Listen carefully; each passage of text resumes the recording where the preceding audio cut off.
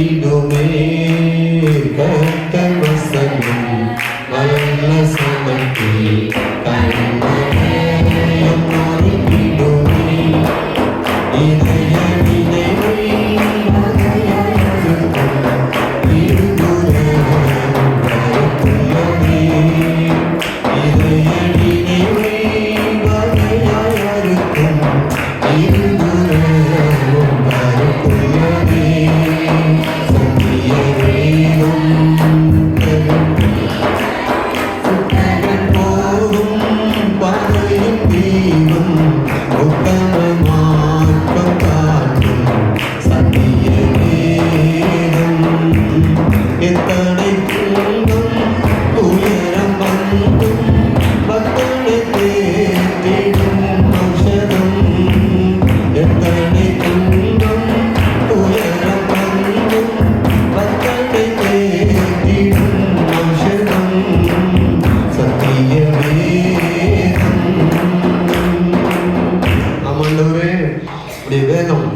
வாழ்க்கைக்கு போதுமானதாக வழிகாட்டியாக உடைய வார்த்தைகள் எங்களுக்கு ஆண்டவரே ஜீவனை பிறப்பிக்கிறதாக அதை பரிபூர்ணப்படுத்துகிறதா இருக்கிறது. ஸ்தோத்திரம்.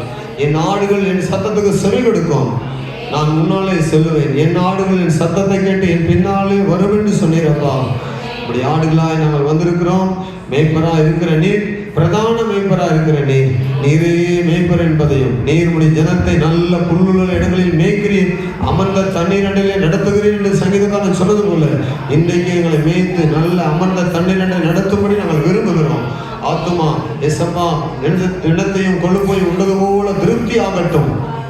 ஆவியானவர் பிரசனத்துக்கு எங்களை தாழ்த்துகிறோம். மெய்யா எங்களோடு கூட பேசுங்க விரும்புகிறோம், எங்களை தாழ்த்துகிறோம், கேட்க ஆசையா இருக்கிறோம். அடியார்கள் ஆண்டவரே சொல்லும் கேட்கிறோம் என்று விருப்பத்தோடு காத்திருக்கிறோம். ஆசீர்வதிங்க, உடைய வார்த்தை கேட்க எங்களை தாழ்த்துகிறோம். இயேசுவின் நாமத்தில் பிதாவே, ஆமென், ஆமென். கர்த்தருக்கு மகிமை உண்டாவதாக. இந்த நல்ல பகல் வேளையை ஆண்டவர் நமக்கு ஆராதனை நாளாய் கர்த்தர் தந்தார். ஆமென். நம்ம வாசித்த வசனம்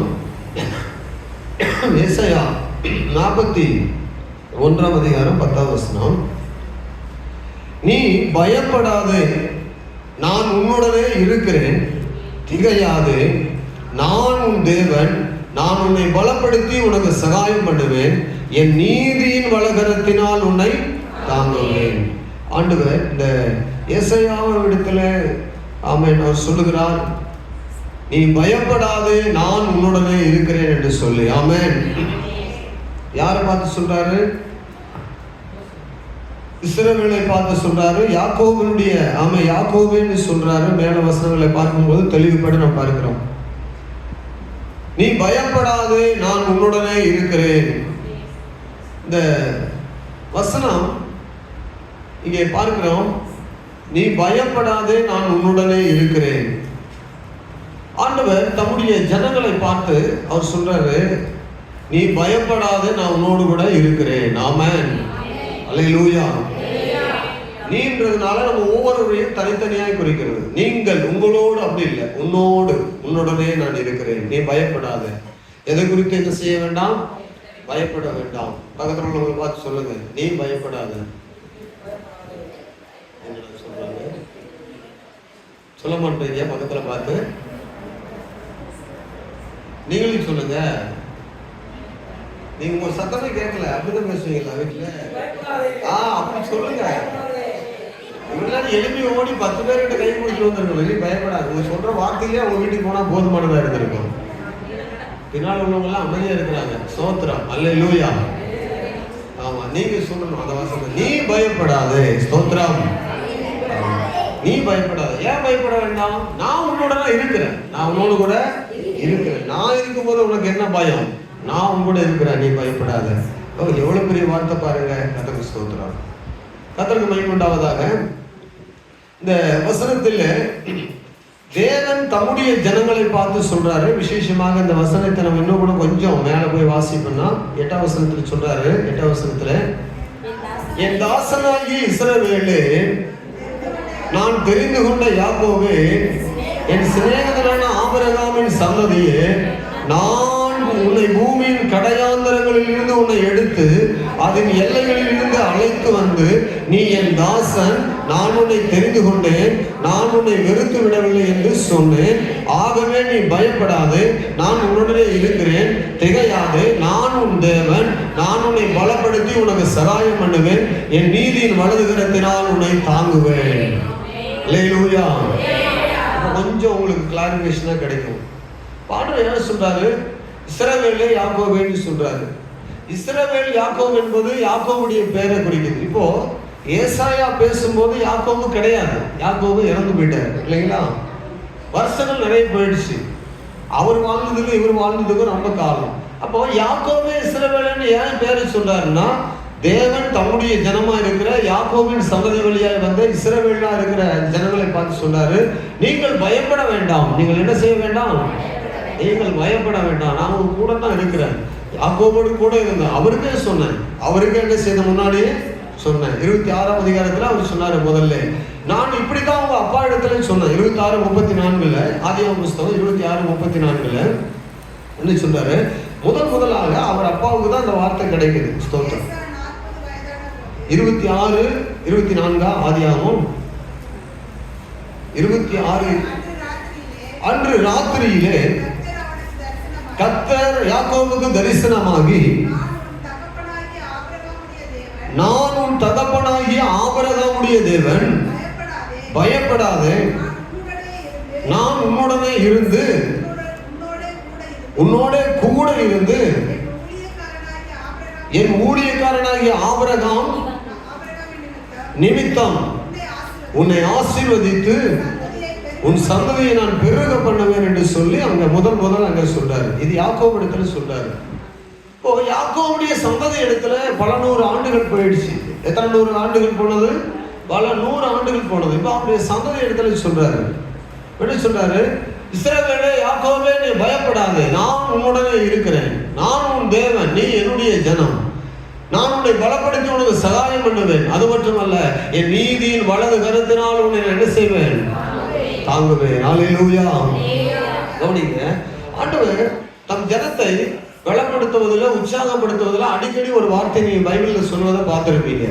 நம்முடைய ஜனங்கள் இடத்துல கவனிங்க, என்ன சொல்லுவார்னா, அடிக்கடி பயப்படாதே பயப்படாதுன்னு சொல்லுவார். ஸ்தோத்திரம். ஏன்னா பயத்தை போக்குகிற ஒரு ஆண்டவர் நமக்கு இருக்கிறார். பயமே இல்லாத வாழும்படி, அவரோடு கூட இருக்கும்படி நம்ம தெரிந்தெடுத்திருக்கிறார். ஆமென். சொல்லுங்க. உலகத்துல சமீபத்தில் கண்டுபிடிச்சிருக்கிறாங்க, ஒரு மனிதனுக்கு 126 விதமான உணர்வுகள் இருக்குதாம். ஒரு மனிதனுக்கு எத்தனை விதமான உணர்வுகள் இருக்கிறது? 126 விதமான உணர்வுகள். அதுல அது என்ன உணர்வுகள்னா, பயம், திகில், நடுக்கம், தனிமை, வேதனை, துக்கம், அழுகை, புலம்பல், ஏமாற்றம், தோல்வி, தவிப்பு, வலிகள், நோவு, பசி, தாகம், துன்பம். இதெல்லாம் அவங்க சொல்லல, நானும் கற்பனை பண்ணி ஒண்ணு எழுதுவேன். இயலாமை, தயக்கம், கைவிடப்படுதல், பிரிவு, துரோகம், அதிருப்தி, எல்லாம் நிறைய இருக்கு. அதுக்கு அடுத்து ஒண்ணு இருக்குது, அதுக்கு கீழே அது என்னது? ஆசை, சந்தோஷம், கொண்டாட்டம், களிப்பு, ஆனந்தம், பூரிப்பு, மகிழ்ச்சி, நன்றி உணர்வு, ஐக்கிய பலன், அடைதல், அடையும் போது மேன்மை, திருப்தி, இனிமை, மகிமை, அங்கீகாரம், இதெல்லாம் ஒரு உணர்வு. இது மாதிரி சொல்றாங்க. ஏறக்குறைய 126 விதமான உணர்வுகள் நமக்குள்ள இருக்குதுன்னு சொல்றாங்க. தனித்தனியா பிரித்து பார்த்து அதை கண்டுபிடிச்சிருக்கிறாங்க.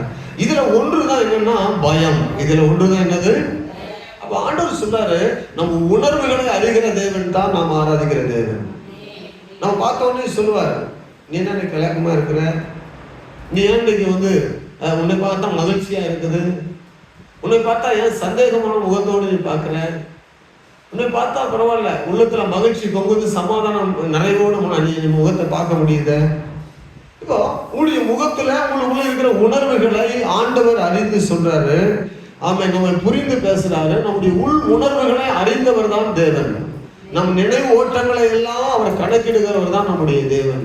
எபிரேயர்ல வாசிக்கிறோம், நம் நினைவுகளை எல்லாம் அவர் அறிகிறார் என்று. ஆமென்.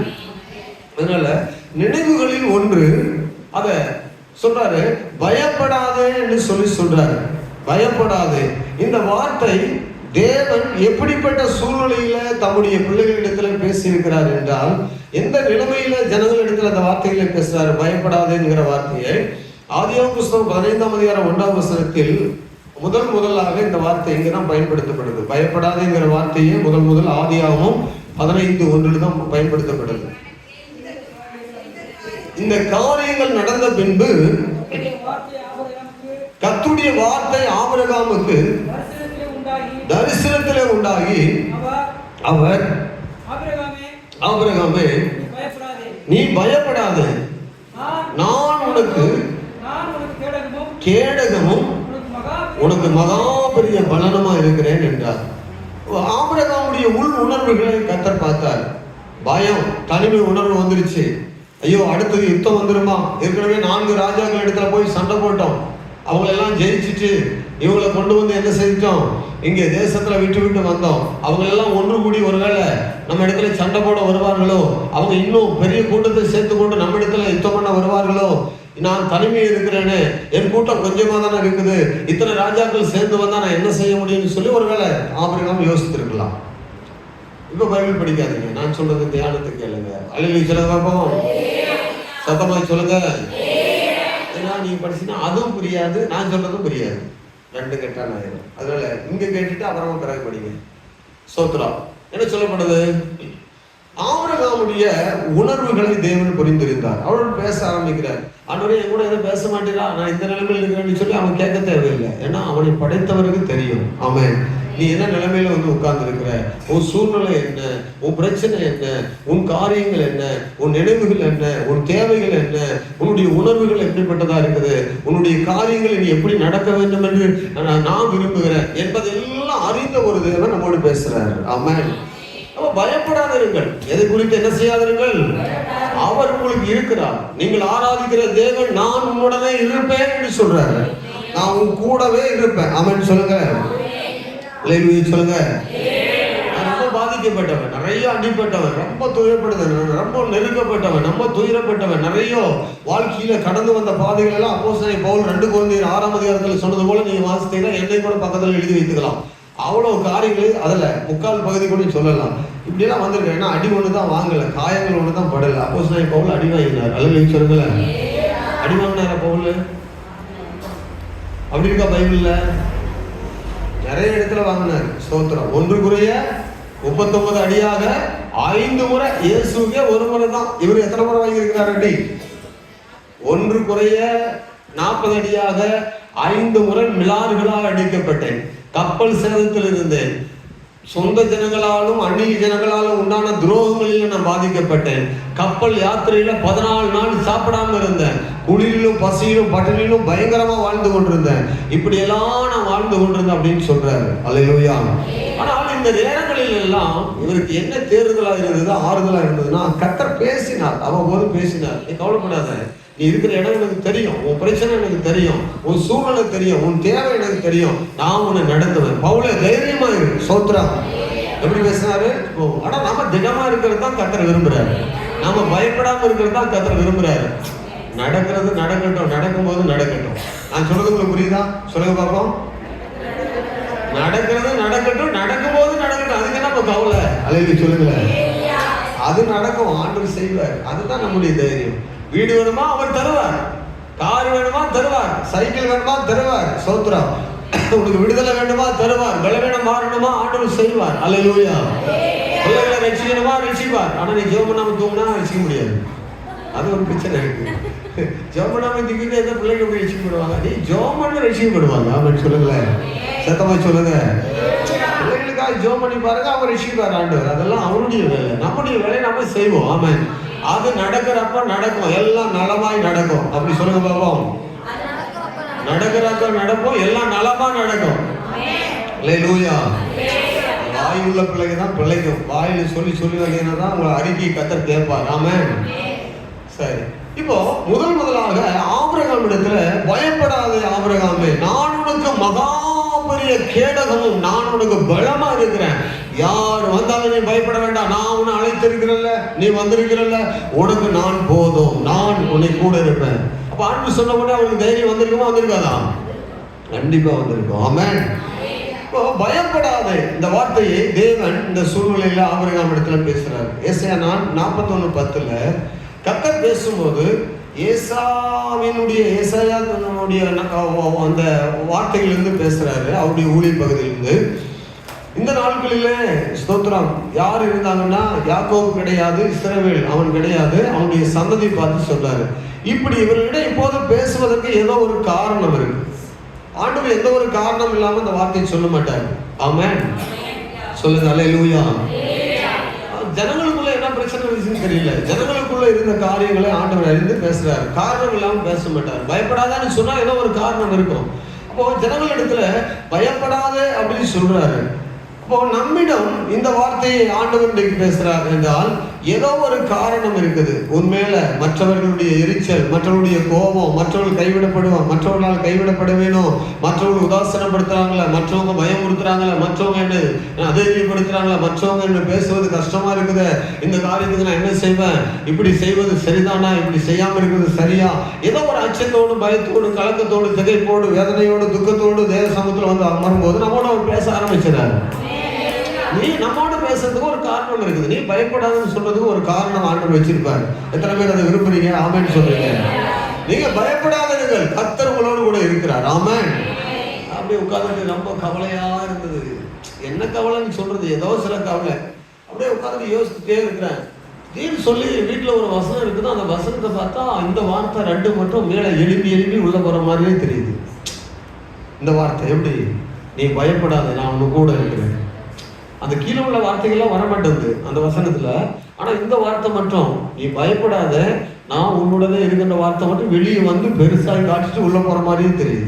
ஆண்டவர் வந்து பேசுவார், வார்த்தை மூலம் பேசுவாரா, பேச மாட்டாரா? சில அதிருப்தியான விருப்பம், அண்ணாண்டவரே நான் செய்யறதெல்லாம் ஒரு சில தோல்விகள் வருத, சில கஷ்டங்கள் வருத, இது என்ன நான் சரியில்லையா, ஜெபம் பண்றது இல்லையா, ஊழியம் செய்யறது சரியில்லையா, அது என்னது, நான் என்ன குறைவா இருக்கிறேன், ஏன் இப்படி நடக்குது, ஒரு அதிருப்தியாகவே இருக்குது எனக்கு. நான் எதிர்பார்க்கிற அளவு நான் மேன்மைக்கு நேராக போகணும்னு நினைக்கிறேன், ஒரு அதிருப்தியான சம்பவங்களே நடக்குது அப்படின்னு சொல்லி நம்ம நினைக்கின்ற போது அவர் பேசுறாரு, அதெல்லாம் ஒண்ணும் கிடையாது, நீ பயப்படாத, நான் கூட இருக்கிறேன். சொல்லுங்க. புயல் ஏன் அடிக்குது, காற்று ஏன் வந்தது, ஏன் கோதுமை எல்லாம் விழுந்துச்சு, கடவாளங்கள் எல்லாம் ஏன் கலட்டி உள்ள போட்டாங்க, கப்பல் ஏன் வெறும் மொட்டையா பழகையா இருக்குது, இது மேல நாங்க எப்படி நிற்கிறதுன்ற கவலை எல்லாம் நீ விட்டு சோத்திரம், நான் உன் கூட இருக்கிறேன், நீ பயப்படாத, தைரியமா இருக்கு. சோத்திரம். அல்லேலூயா. இப்ப ஆண்டவர் பேசுவார் என்றால் நிச்சயமாகவே எந்த மனிதனும் எழுப்பிடுவோம். ஆமென் சொல்லுங்களேன். 38 வருஷமா படுத்திருந்த மனுஷனும் ஒரு வார்த்தை தானே சொன்னாரு, எழுந்திரு உன் படுகை எடுத்துக்கொண்டு. அந்த வார்த்தை அவ்வளவு பெரிய பலமான வல்லமையான வார்த்தை, தேவ வார்த்தை. வேதம் சொல்லுகிறது, மனுஷன் அப்பத்தினாலே மட்டுமல்ல, காலையில மதியம் சாப்பாடு, நைட்ல சாப்பிடுற சாப்பாட்டினால மாத்திரம் அல்ல, தேவனுடைய வாயிலிருந்து புறப்படுகிற ஒவ்வொரு வார்த்தையினாலும் மனுஷன் பிழைப்பான். ஆமென். அதனால கீழே சொன்னாரு பாருங்க, 41ஆம் அதிகாரத்துல அவன் காரணம் இருக்குது. அவர் பயப்படாதுன்னு சொன்னா 41ஆம் அதிகாரம் 11, 12 வசனங்களை வாசிக்கும் போது காரணம் இருக்குது, அது ஏதோ நடந்திருக்கு. இதோ உண்மையில் எரிச்சலா இருக்கிற யாவரும் வெட்கி லட்சிய அடைவார்கள், உன்னோடு வழக்காடுகிறவர்கள் நாசமாகி ஒன்றுமில்லாமல் போவார்கள், உன்னோடு போராடினவர்களை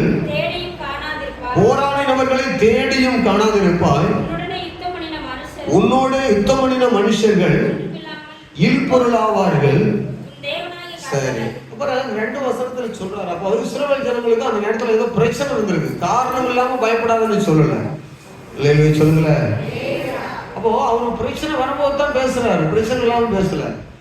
ஜனங்கள் இடத்துல உனக்கு போராட்டம் இருக்குது, உன்னால எரிச்சல் இருக்குது, உனக்கு விரோதமா அந்த போராடுகிறாங்க, உன்னை வந்து மேற்கொள்ள நினைக்கிறாங்க, உனக்கு பயம் உண்டாக்குறாங்க, உன்னோடு போராடி உன்னை வந்து அவமானப்படுத்த நினைக்கிறாங்க, யுத்தம் பண்ணுகிறாங்க. இப்படிப்பட்ட ஜனங்கள் எல்லாம் நீ கண்டு பயப்படாத, இவர்களுக்கெல்லாம் நான் இதை செய்வேன். என்ன ஆச்சரியமா இருக்கு பாருங்க வசனம். கீழே உள்ள வசனமே நமக்கு தெரியாது, நமக்கு கொடுக்கப்பட்டது ஒரே ஒரு வார்த்தை தான். என்ன பிளாஸ் ஆகிட்டு போயிடுச்சு, என்ன வசனம், நமக்கு என்ன வார்த்தை வந்துட்டு போச்சு, ஒரே ஒரு வார்த்தை, நீ பயப்படாத, நான் உன்னோடு கூட. அதை கூட நம்ம நல்லதான் சொல்லுங்க, நல்ல சத்தமா சொல்லிக்கலாமா, நீ பயப்படாத, நான் உன்னோடு கூட இருக்கிறேன். நீ பயப்படாத, நான் உன்னோடு கூட இருக்கிறேன். கீழே உள்ள பிரச்சனை நம்ம கேட்டுருக்கவே மாட்டோம், பார்த்துருக்கவே மாட்டோம். வாசித்த பிறகுதான் இப்படி பிரச்சனை இருக்கிறதுனால தான் இப்படி ஆண்டவர் பேசினாரோ அப்படின்றத நம்ம யோசிப்போம். அதனால இந்த உலகத்துல ரட்சிக்கப்பட்ட பிள்ளைகளுக்கு போராட்டங்கள் வரும், பிரச்சனைகள் வரும், பாடுகள் வரும், சில அவமானங்கள் வரும், பலவிதமான எதிர்ப்புகள் வரும். நிறைய வார்த்தைகள் பேசுவார்கள். அல்லேலூயா சொல்லுங்களேன், சத்தமாய் சொல்லுவீங்களா? உள்ளதை சொல்லுவாங்க, இல்லாததை சொல்லுவாங்க, நிறைய காரியங்கள் பேசுவாங்க. அதெல்லாம் கண்டு நீங்க என்ன செய்யக்கூடாது? பயப்படக்கூடாது. ஸ்தோத்திரம். உங்கள் வழிகளை மட்டும் நீங்கள் சுத்தமாக, நேர்மையாக, பரிசுத்தமாக காத்துக்கொள்ளணும். அதுதான் மிக முக்கியமானது. அப்போ ஆண்டுடைய பிள்ளைகள் கவனிங்க, தோல்வியான, அதிருப்தியான நேரம், கைவிடப்பட்ட நேரம், எதிர்மறையான பேச்சுகள், மனதை நோகடிக்கிற நேர சூழ்நிலையில தான் கர்த்தர் இப்படி பேசுறாரு. ஆமென். இப்போ ஆண்டவர் கூட பேசுறாரு பாருங்க. பயப்படாதேன்னு சொல்லி பேசுவதற்கு அங்க பேசுவதற்கு காரணம் என்னன்னா, யாருக்கிட்ட பேசுறாரு? 8ஆம் அதிகாரம் லூக்கா சுவிசேஷம் 50ஆம் வசனம் 8:50 வாசிக்கும் போது 8:50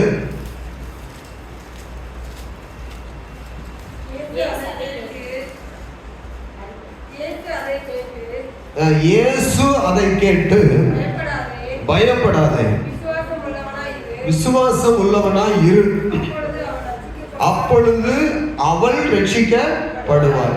நீ விசுவாசம் உள்ளவனா இரு, நீ பயப்படாத, அவங்க ரட்சிக்கப்படுவாங்க. நீ யாருக்காக ஜெபம் பண்ணீங்களோ அவங்க ரட்சிக்கப்படுவாங்க. உங்க குடும்பத்துக்காக பாரப்படுறீங்களோ அவங்க ரட்சிக்கப்படுவாங்க. நீ யாருக்காக வேதனையோடு இருக்கிறீங்களோ அவங்க ரட்சிக்கப்படுவாங்க. நீங்க பயப்படாத, விசுவாசம் உள்ளவனா இரு, அவன் ரட்சிக்கப்படுவான். ஆமென். யார் இடத்துல சொல்றாரு? தம் இடத்துல வந்து ஒரு விண்ணப்பத்தை வைத்து காத்திருக்கிறான். என் பிள்ளை மரிச்சு போகும் ஆண்டவரே, வியாதியா இருக்குது, சீக்கிரமா வந்து சுகமாக்கும்னு சொல்லி. அப்போ தன்னிடத்துல வந்தவர்களை பார்த்து தான் சொல்றாரு, பயப்படாதே, பயப்படாதே, பயப்படாதே. நீ என்னிடத்துல வந்திருக்கிற காரியம் எனக்கு தெரியும், நீ சொன்ன காரியம் எனக்கு புரியும், நான் உனக்கு இந்த காரியத்தை செய்ய போறேன், நீ பயப்படாதே. ஆமென். நீ விசுவாசம் உள்ளவனா இருந்தால், நீ பயப்படாம இருந்தா அவன் ரட்சிக்கப்படுவான். ஆமென். கேட்டு கேட்டு வாங்க வேண்டியதா இருக்குது. அல்லேலூயா சொல்லுங்க. லூக்கா சுவிசேஷம் 12ஆம் அதிகாரம் 32ஆம் வசனத்தில் 12:32 தம்மிடத்துல வந்தவனை பார்த்து பயப்படாதேன்னு சொன்னார் ஆண்டவர். பயப்படாதே சிறு மந்தையே, உங்களுக்கு ராஜ்யத்தை கொடுக்க உங்கள் பிதா உங்கள் மேல பிரியமா இருக்கிறார். பயப்படாதீங்க சபையே, சிறு மந்தையே. என்ன சொல்றாரு? பெருங்கூட்டான்னு சொல்லல, சிறு மந்தையே பயப்படாதீங்க. ஆமென். நீங்க ஆளுகை செய்வீங்க. நீங்க என்ன செய்ய போகிறீங்க? ஆளுகையை கர்த்தர் உங்களிடத்துல தரப்போகிறார். ராஜ்யத்தை நீங்கள் ஆளுகை செய்ய போறீங்க. சிறு மந்தையே பயப்படாதே. தம்முடைய சபையை பார்த்து சொல்றாரு, தம்மிடத்துல வந்தவர்களை பார்த்து சொல்றாரு, பயப்படாதேன்னு சொல்றாரு. அப்போஸ்தலர் நடவடிக்கைகள் 27-24 வாசிக்கும் போது 27-24 அப்போஸ்தலர் நடவடிக்கைகள் வாசிக்கின்ற போது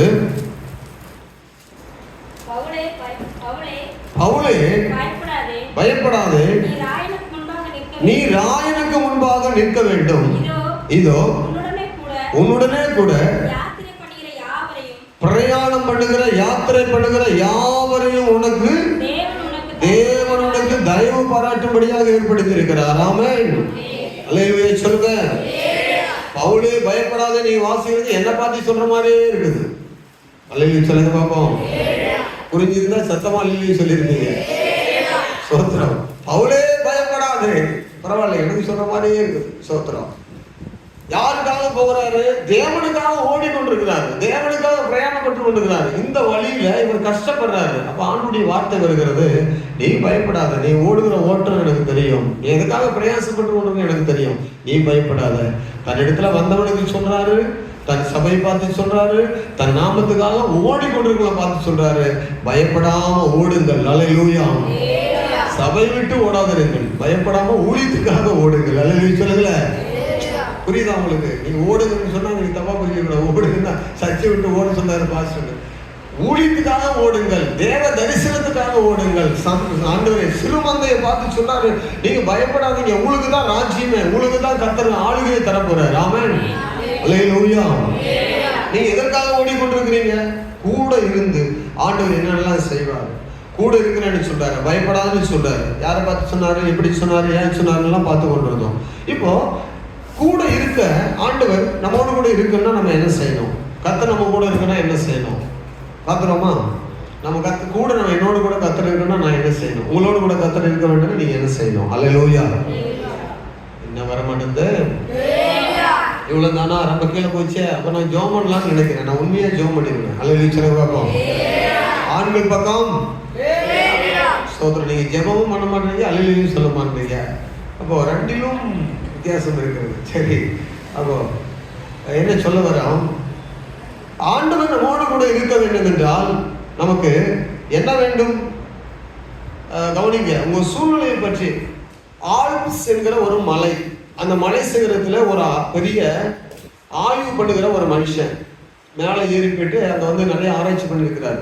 மேல எல்லாம் பனி படர்ந்த மலை, ஆல்ப்ஸ் மலை, அவருடைய பேர் கூட இருக்குது. அவர் மேல போய் ஆராய்ச்சி பண்ணிட்டு இருக்கும்போது நிறைய காரியங்களை தேடி தேடி ஆராய்ச்சி பண்றாரு. அப்போ அங்க திடீர்னு ஒரு ஈய பார்க்குறாரு. அந்த ஈய உற்று கவனிக்கிறாரு. ஒரு லென்ஸ் வச்சு பார்க்குறாரு. அந்த ஈய பிடிச்சிட்டாரு கையில. ஈய பிடிச்சி கையில வச்சு பார்க்குறாரு. லென்ஸ் வச்சு பார்த்தா என்னடா, நம்ம ஊர்ல எல்லாம் இருக்கிற ஈக்களுக்கெல்லாம் என்ன இருக்காது, காலை பார்த்தா காலில் முடியெல்லாம் இருக்காது. இந்த ஈக்கு மட்டும் காலில் இவ்வளவு உரோமங்கள் இருக்குத, இது என்னது ஆச்சரியமா இருக்குது அப்படின்னு சொல்லி அந்த ஈய வந்து உத்து பார்க்குறாரு. லென்ஸ் வச்சு பார்க்குறாரு. பார்க்கும்போது 2 கால் முழுவதும் பயங்கரமான உரோமம், ஷூ போட்ட மாதிரி இருக்குது. அப்போ இவர் புரிந்து கொண்டாரு, பனி படர்ந்த இடத்துல ஈக்கள் சாகாமல் குளிருக்கு பாதுகாப்பா இருக்குன்னா ஈக்களுடைய கால்களை கூட உரோமங்களை உண்டு பண்ணி தேவன் பாதுகாப்பாக அந்த ஈக்களை வச்சிருக்கிறாரு. தேவன் எவ்வளவு சிருஷ்டிகள் அருமையான இருப்பாரு. ஒரு ஈக்கள் மேல கூட அவ்வளவு கரசியா இருக்கிறாரு. இந்த இடத்துல வாழணும்னா இந்த ஈக்கு என்னதான் போட்டிருக்கணும்? ஆமா, காலில் வந்து உரோமங்களை வச்சா தான் சூடா இருக்க முடியும், இல்லைன்னா ஈ செத்து போகும். ஏன்னா ஈனால நமக்கு என்னங்க லாபம்? நம்ம துரத்துறோம், அடிக்கிறோம், கொல்றோம், மருந்து வாங்கி எல்லாம் வைக்கிறோம் ஈக்களுக்கு. சோத்துறோம் இல்லை சொல்லல. ஈக்களுக்கு மேல நமக்கு என்ன அவ்வளோ பாருங்க. ஆனால் ஆண்டவர் ஈக்களை படைத்தவர். அந்த ஈக்களை கூட உயிரோடு அந்த இடத்துல இருந்து பாதுகாப்பா இருக்க வேண்டும் என்றால் இப்படிதான் இருக்குதுன்னா அதுக்கு ஒரு பாதுகாப்பினுடைய படைப்பு சிருஷ்டிகளை கொடுத்திருக்கிறார். அப்ப நீங்களும் நானும் எவ்வளவு விசேஷமானவங்க. அல்லேலூயா. விசேஷமானவங்களா இல்லையா? சொல்லுங்க. அப்போ நீங்க பயப்பட வேண்டாம். உங்க இருக்கிற சூழ்நிலையும் நீங்கள் இருக்கிற நிலைமைகளும் நன்றாக தேவன் அறிந்திருக்கிறார். ஆமென். ஆல்ப்ஸ் மலையின் சிகரத்துக்கு சென்ற இயற்கை காட்சிகளை கண்டு ரசித்துக் கொண்டிருந்த ஆய்வாளர் அங்க பார்க்கும்போது அங்க இருந்த ஈ பிடித்து பார்க்கும்போது இப்படி நடந்தது. ஆமென். அந்த இதை கண்டு அவர் ரொம்ப வியப்படைந்தார். ஏற்கனவே வாழும் இங்கிலாந்து நாட்டில் உள்ள ஈக்களை எல்லாம் பார்த்திருக்கிற எனக்கு இது புதுவிதமா இருக்கிறது.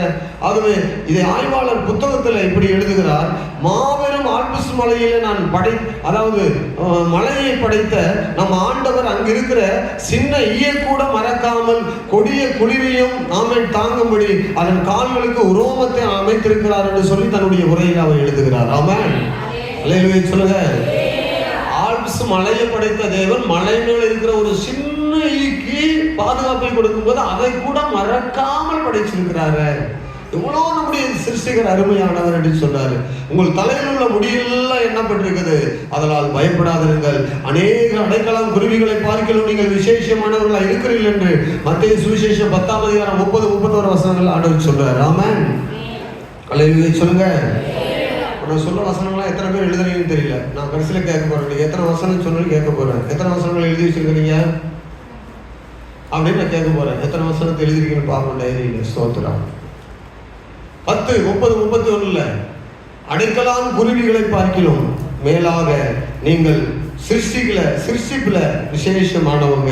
இயேசு பாடுகள் வழியாக கடந்து போக வேண்டும் என்று ஏற்கனவே இயேசுவுக்கு தெரியும். ஆகவே அதுபோல பேதுரு எப்படி மறுதலிப்பான் என்பதெல்லாம் தெரியும்.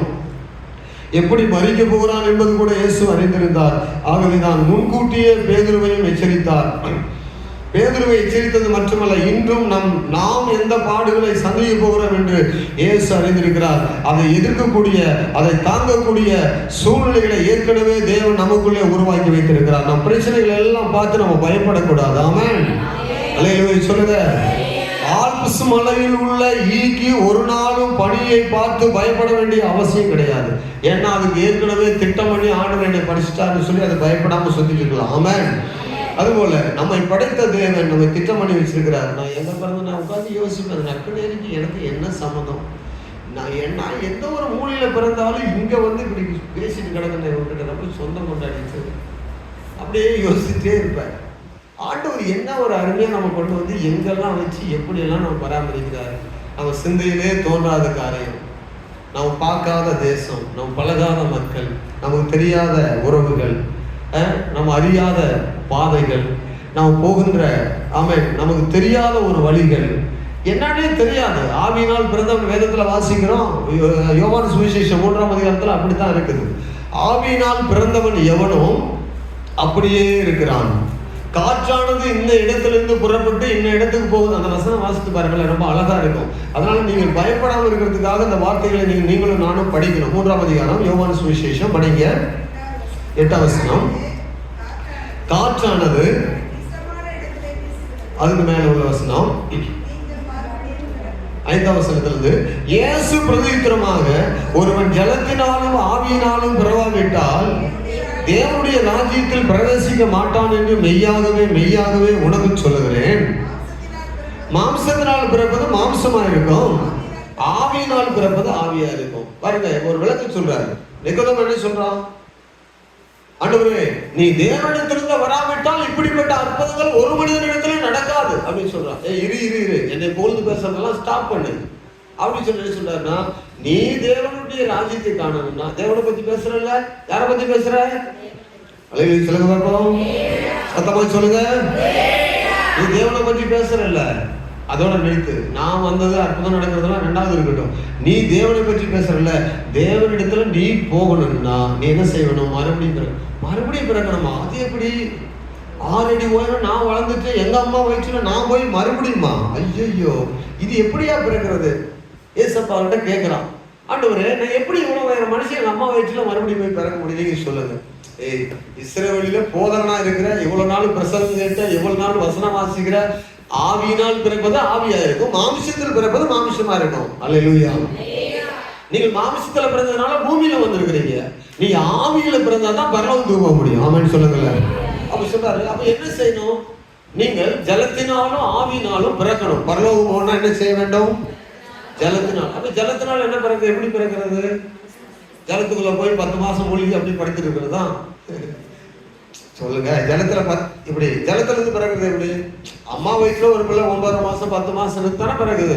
அது போல ஒரு மனுஷன் போய் 10 மாசம் தண்ணிக்குள்ள இருந்தா பிறந்து வர்றது இல்ல. ஒரு 2 நிமிஷம் பிதா குமாரன் பரிசுத்த ஆவியின் நாமத்திலே உன் பாவம் இதோடு கழுவப்பட்டது, இயேசு உன்னை உயிரோடு கூட எழுப்பிட்டாரு, உன் பேரை பரலோகத்துல எழுதிட்டாரு. அல்லேலூயா சொல்லுங்க. அப்படி இருக்குது. பரலோகத்துல நம்முடைய பேர் எழுதப்பட்டிருக்கு. தெரியுமா உங்களுக்கு? பைபிள் எழுதிருக்குதா? எங்கேயாவது பார்த்துருக்கீங்களா? பரலோகத்துல உங்க பேர் எழுதப்பட்டிருக்கிறது. உங்களுக்கு தெரியுமா?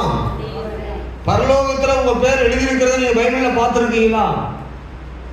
ஜீவ புஸ்தகத்துல பேர் எழுதப்படாத எவனும் அந்த நகரத்துக்குள் போக முடியாது என்று வெளிப்படுத்துற விசேஷத்துல இருக்கு. அதுக்கு முன்னாடியே நம்ம பேர் எல்லாம் பரலோகத்துல எழுதப்பட்டிருக்குது அப்படின்னு வேதம் சொல்லுகிறது. எங்க இருக்கிறது பாருங்க, வசனத்துல எபிரேயர் நிருபத்துல வாசிக்கும் போது நம்ம பேரெல்லாம் பரலோகத்துல என்ன செய்யறாரு? ஆண்டவர் எழுதி வச்சவங்க மட்டும்தான் இங்க வந்து உட்கார்ந்து இருக்கிறோம்.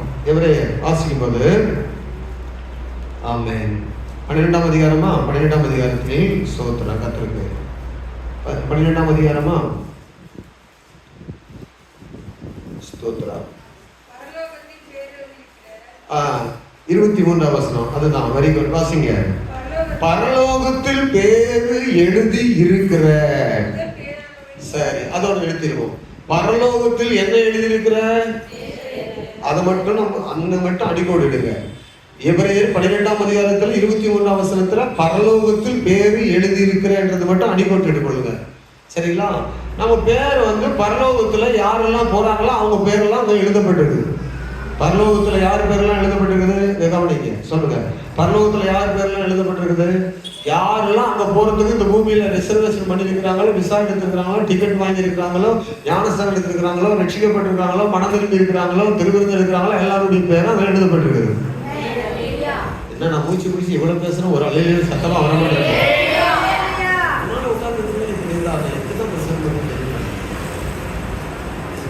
நீங்க தானே அவங்க எல்லாம் என்ன செய்யணும்? எழுப்பி விடணும். ஆமென். Praise the lord. நான் மூச்சு விடாம இவ்வளவு சொல்றேன், எவ்வளவு பெரிய அலையில சொல்லிருக்கணும். சரி, எப்படியும் தாறுமாறா ஒண்ணு நடக்கணும். பரலோகத்தில் பேர் எழுதப்பட்டிருக்குது. பரலோகத்தில் என்ன எழுதப்பட்டிருக்குது? அது நமக்கு புரிஞ்சா போதும். ஸ்தோத்திரம். பரலோகத்தில் என்ன எழுதப்பட்டிருக்குது? பரலோகத்தில் பேர் எழுதி இருக்கிற சர்வ சர்வசங்க சபையா இடத்திற்கும் யாவருக்கும் நியாயாதிபதியா இருக்கிற தேவனிடத்திற்கும் பூரணராக்கப்பட்ட நீதிமானுடைய ஆவிகளிடத்திற்கும் வந்து சேர்ந்தீர்கள். எங்க வந்து சேர்ந்தீர்கள்? பரம எருசலேமுக்கு போகிற வழிக்கு வந்து சேர்ந்தீங்க. நல்ல ஒரு இடத்துக்கு வந்திருக்கிறீங்க. உங்க பேரெல்லாம் எழுதி கொள்ளுங்க. அப்ப எழுதலைன்னா வெளிப்படுத்துற விஷயத்துல இப்போ வாங்க. இப்போ நீங்க எத்தனை வருஷம் எழுதிருக்கீங்க நான் கேட்க போறேன். யாரெல்லாம் பைபிள் கையில வச்சிருக்கீங்க, பெண்ணை வச்சிருக்கீங்க? 21ஆம் அதிகாரத்துல வாசிக்கும் போது 21ஆம் அதிகாரத்தில் வாசிக்கும் போது 20ஆம் அதிகாரம் 14-15 வசனங்கள். சரி, 13ஆம் வசனம் வாசிங்க. 20, 13, 14, 15. 20ஆம் அதிகாரம் வெளிப்படுத்துற விசேஷம். 20ஆம் அதிகாரம். சமுத்திரம் தன்னில் உள்ள மரித்தோரை ஒப்புவித்தது. மரணமும் பாதாளமும் தங்களிடத்தில் இருக்கிறவர்களை மரித்தோரை ஒப்புவித்தன. யாவரும் தங்கள் தங்கள் கிரியைகளின்படியே நியாயத்தீர்ப்படைந்தார்கள். அப்பொழுது மரணமும் பாதாளமும் அக்கினி கடலிலே தள்ளப்பட்டன. இது இரண்டாம் மரணம்.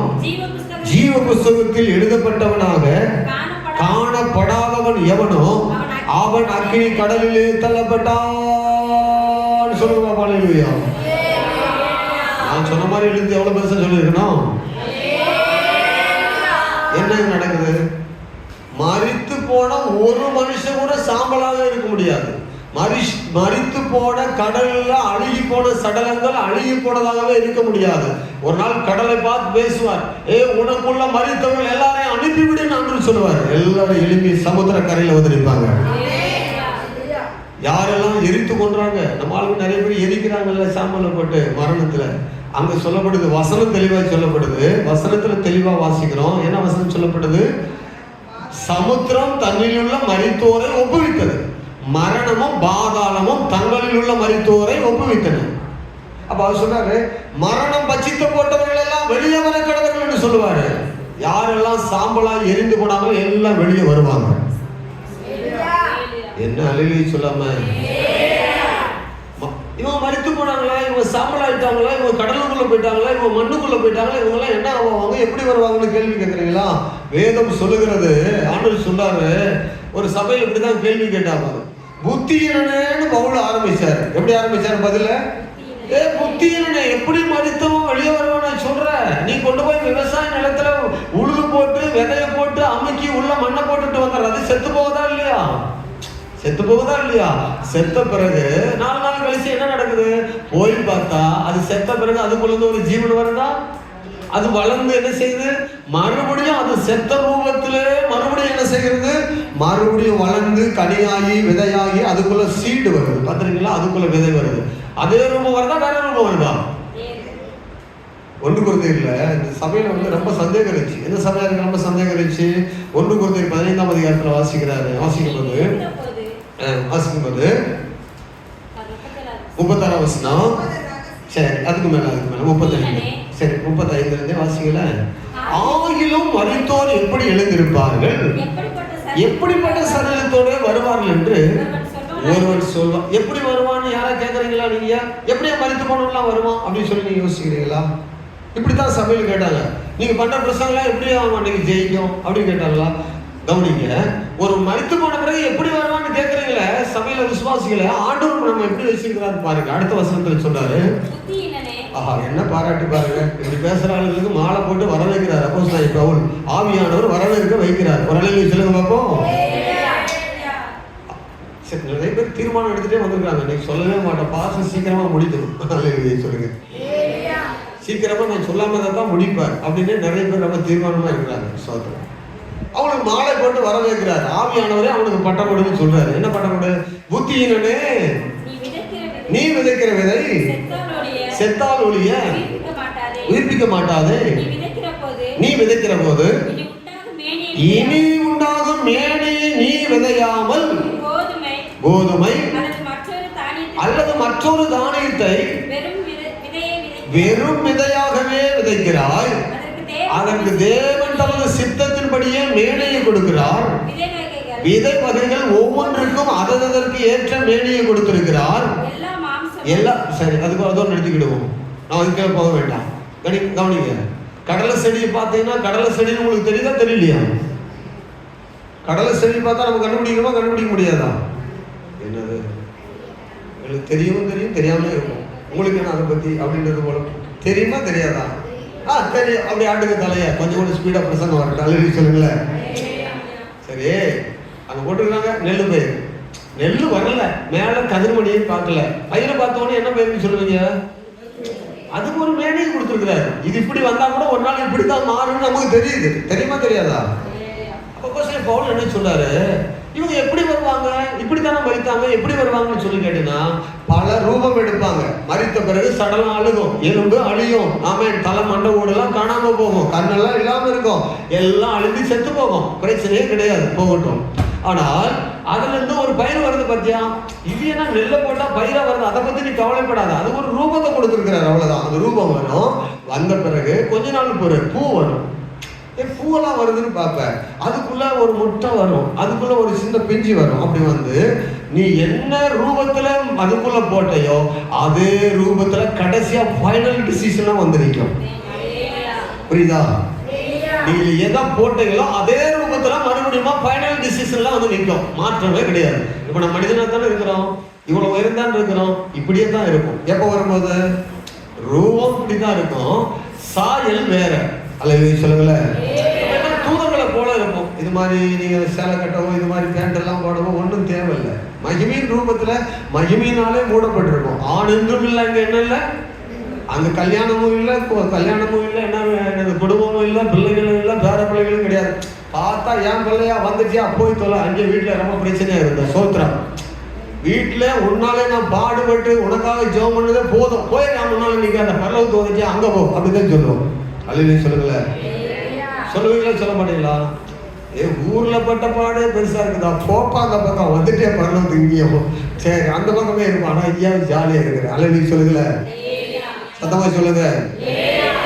பரலோகத்துல ஜாதி கிடையாது, பரலோகத்துல மதம் கிடையாது, பரலோகத்துல ஆண் கிடையாது, பரலோகத்துல பெண் கிடையாது, பரலோகத்துல ஆளுகை கிடையாது, பரலோகத்துல பெரியவன் கிடையாது, பரலோகத்துல சிறியவன் கிடையாது, பரலோகத்துல ஒதுங்கி போய் நின்று சொல்லக்கூடிய பரிதாபப்பட்ட ஒருத்தன் கிடையாது. பரலோகத்துல எல்லாரும் ஒன்று போல இருப்பார்கள். தேவன் பட்சபாதம் இல்லாததுனால ஏழைக்கும் பணக்காரனுக்கும் படித்தவனுக்கும் படிக்காதவனுக்கும் அறிவாளிக்கும் முட்டாளுக்கும் எல்லாருக்கும் ஒரே தேவனா சமமா எல்லாருக்கும் நித்திய ஜீவனை கொடுப்பாரு. ஆனா என்ன செய்யணும்னா இங்க வந்து அவன் சர்ச்சில் உட்காந்து பேரை எழுதிருக்கணும், பரலோகத்துல ஜீவ புஸ்தகத்துல எழுதிருக்கணும். நான் அதை வாசிக்காதே வந்துட்டோம், அதை வாசிக்காத வந்துட்டோம். எங்க வந்துட்டோம்? வாசிக்காம இப்போதான் போகணும். 20ஆம் அதிகாரத்துக்கு வெளிப்படுத்தின விசேஷத்துக்கு போவோம். அதை வாசிக்காம தானே வந்தோம். சரி, அங்க என்ன சொல்லப்படுது பாருங்க. இப்போ வாசித்தோம் இல்லையா, தங்களில் மரித்தவர்களை என்ன செய்யும்? சமுத்திரமும் கொடுக்கும், பாதாளமும் மரணமும் கொடுக்கும். அப்பொழுது சரி, யாவரும் தங்கள் தங்கள் கிரியைகளின்படியே நியாயத்தீர்ப்பு அடைந்தாங்க. ஒரு நியாயத்தீர்ப்பு இருக்குது. மரித்து உயிரோடு இழந்த பிறகு என்ன இருக்குது? ஞாயிற்றுக்கிழமை ஏமாத்தினவங்களுக்கு நியாயத்தீர்ப்பு இருக்குது, ஞாயிற்றுக்கிழமை சர்ச்சைக்கு வராமல் இருக்கிறவங்களுக்கு நியாயத்தீர்ப்பு இருக்குது, ஞாயிற்றுக்கிழமை சர்ச்சைக்கு வந்துட்டோம் வெளியே போயிட்டு ஏதாவது இந்த விசுவாசிகளை பற்றி அப்படி இப்படிலாம் சொல்லுவாங்களா, அவங்களுக்கு ஒரு நியாயத்தீர்ப்பு இருக்குது. பாட்டு பாடி ஆராதிச்சு ஆத்மாக்களை கொண்டு வந்தாங்களா, அவங்களுக்கு ஒரு நியாயத்தீர்ப்பு. இதெல்லாம் பீமா நியாயத்தீர்ப்பு, அதுல இன்னொரு இடத்துல வரும். சரிங்களா? இப்போ அவர்கள் நியாயத்தீர்ப்பு அடைவார்கள். துன்மார்க்கருக்கு நியாயத்தீர்ப்பு ஒண்ணு கிடையாது. துன்மார்க்கு என்ன கிடையாது? நியாயத்தீர்ப்பு என்பது ஒன்று கிடையாது. கொடூரமான அகால பாதாளம் தான் அவங்களுக்கு ஆயத்தமா இருக்குது. அவனை என்ன நியாயத்தீர்க்க வேண்டியது? அவன் தான் ஆல்ரெடி கரெக்டா இருக்கானே. ஸ்தோத்திரம். அல்லேலூயா சொல்லுங்களேன். அவன் ஏற்கனவே நியமிக்கப்பட்டான், அப்படியே போக வேண்டியதான். அப்போ அடுத்த வசனம் சொல்லப்படுது, அப்பொழுது மரணமும் பாதாளமும் எந்த கடலிலே தள்ளப்படும்? அக்கினி கடலிலே தள்ளப்படும். இதுக்கு பேர் என்னது? இரண்டாம் மரணம். இதுக்கு பேர் என்னது? இந்த இடத்துக்கு நாம போயிடக்கூடாதுன்னு தான் இயேசு வந்து சிலுவையில மரித்தார். எந்த இடத்துக்கு நம்ம போயிடக்கூடாது?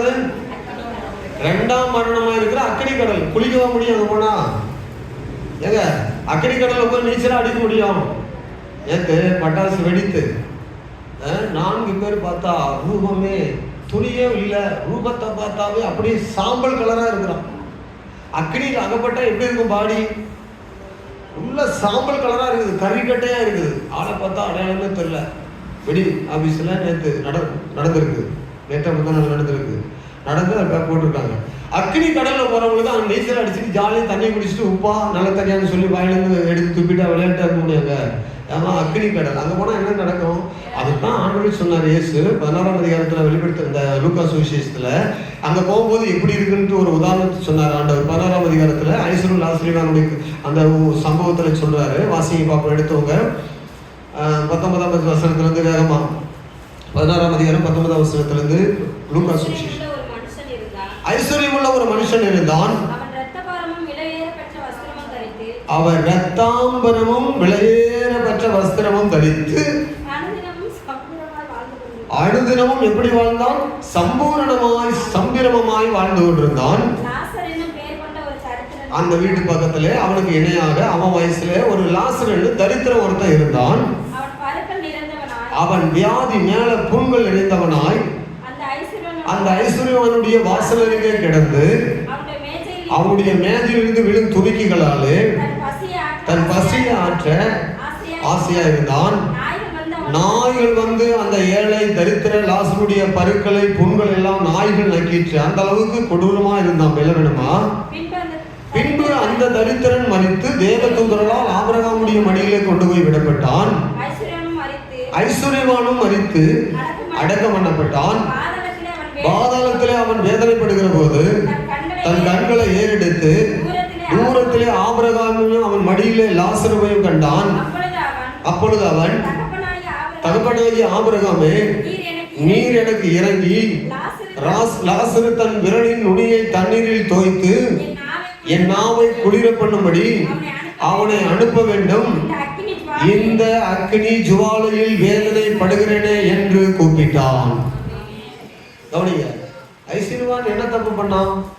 தேவனை தேடல, ஆராதிக்கல. அவன் என்ன செய்தான்? உலகத்தினுடைய வாழ்வுக்காகவே ஓடிக்கொண்டிருந்தான். நல்லா சாப்பிடணும், நல்லா ட்ரெஸ் போடணும், நல்லா படிக்கணும், நல்லா பிரயாணம் பண்ணணும். ஆண்டவர் தேடுறதா? அதுக்கெல்லாம் நேரமே இல்லை சார்.